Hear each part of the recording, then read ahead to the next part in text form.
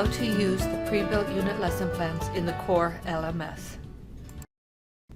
For some courses in the CORE, the subject area specialist has created additional lesson plans within the topic plans for teachers to use. Let's take a look at those plans and how they can be used within your classroom. Within the topic, you'll notice in this one that there are two plans, one that says Lesson 1 and one that says Teacher Resources. Let's start with the Teacher Resources. This isn't actually a plan for students, but more of a resource area for teachers. Please take time, if you have these, to look through the resources and to make sure you are familiar with the topic that you'll be teaching, as well as any materials that might be needed to teach or worksheets that need to be printed off. These should not be activated for students to see because these are for teachers only. Notice that the teacher ebook is in here, which would have the answers, and we do not want students to have access to that. You can tell that something is not active for students because it is in italics.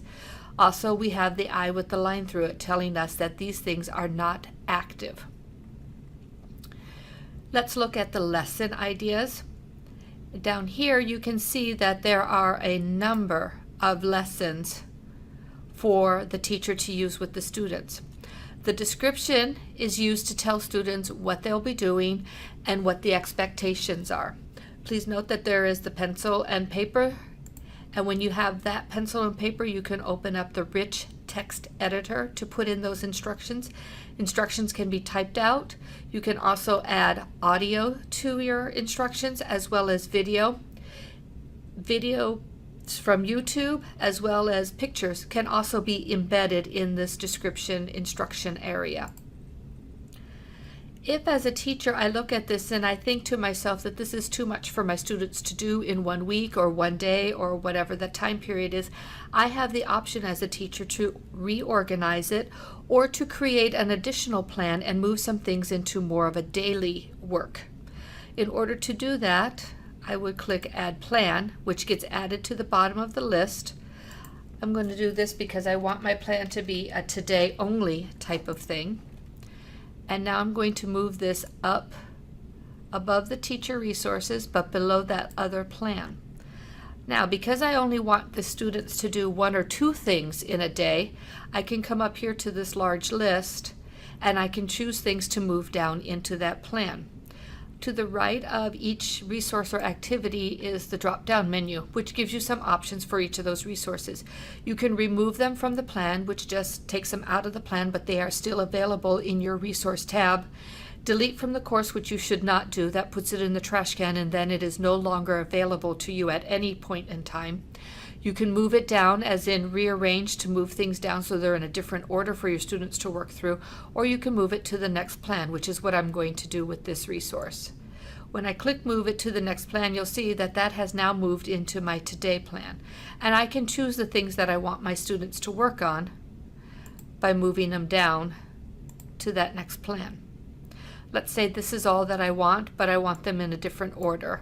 I want them in that order. I can get those crosshairs and be able to move them into the order that I want the students to work through them, because as they work through the play plan, the order that they're listed here is the order that they will see them. Now, in order for students to be able to see them, I have to add a date and I have to activate. One thing to check before starting too much further is to check the plan settings, which is under the ellipsis up here. For mine, I have my plans activated manually, which means that I have to click the button and actually activate them. You can choose to activate your plan when it starts, going by the dates that you've listed, or in advance of the dates that you've listed. You can also choose the default status for each plan as to whether it is active. Students can see it as soon as you create it, or inactive until you activate it. The last item that should always be checked, regardless of how you have your plans activate, is to have activate connected elements when the plan is activated. This ensures that everything within that plan is visible to students when you start that plan. That way you do not have to individually activate the items within it. So back to my today plan. I'm going to add a date, and I can do date and time, or I can do just date, which I'm just going to do today's date. Now you can see that they're still in italics, which means students cannot see, and still has the eyeball, which they cannot see. So by checking this box next to them and choosing the action to activate, now the words are in bold and the activities are in normal font for students to be able to see. And I can check this by going up to my shoulder angel, clicking on student, and now I can view it. You can see here is that plan today, and you can see that those are the 2 activities that I put into it. That way students can start that play plan.